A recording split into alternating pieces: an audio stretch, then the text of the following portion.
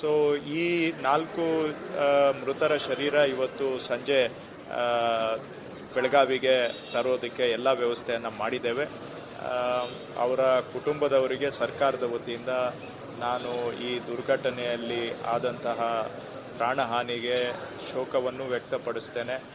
ಅವರ ನಷ್ಟವನ್ನು ಭರಿಸ್ತಕ್ಕಂಥ ಶಕ್ತಿ ಆ ಕುಟುಂಬದವರಿಗೆ ಬರಲಿ ಅಂತಲೂ ಕೂಡ ನಾನು ಆಶಿಸ್ತೇನೆ.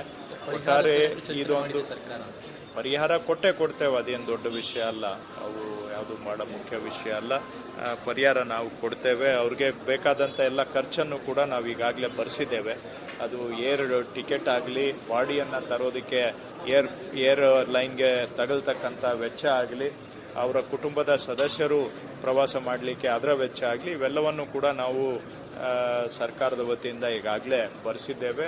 ಉಳಿದಂತಹ ಪರಿಹಾರ ಕೊಡೋದಕ್ಕೂ ಕೂಡ ಏನು ಅಡ್ಡಿ ಆತಂಕ ಇಲ್ಲ. ಈಗ ಪರಿಹಾರ ಭಾಳ ಮುಖ್ಯ ಏನಲ್ಲ.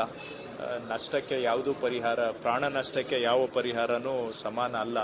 ಆದರೂ ಕೂಡ ಆ ಕುಟುಂಬದವರ ಜೊತೆಗೆ ಸರ್ಕಾರ ನಮ್ಮ ಸಹಾನುಭೂತಿ ಇದೆ. ಅವರ ನಷ್ಟವನ್ನು ಭರಿಸ್ಕೊಳ್ತಕ್ಕಂಥ ಶಕ್ತಿ ಆ ಕುಟುಂಬದವರಿಗೆ ಬರಲಿ ಅಂತ ನಾನು ಆಶಿಸ್ತೇನೆ.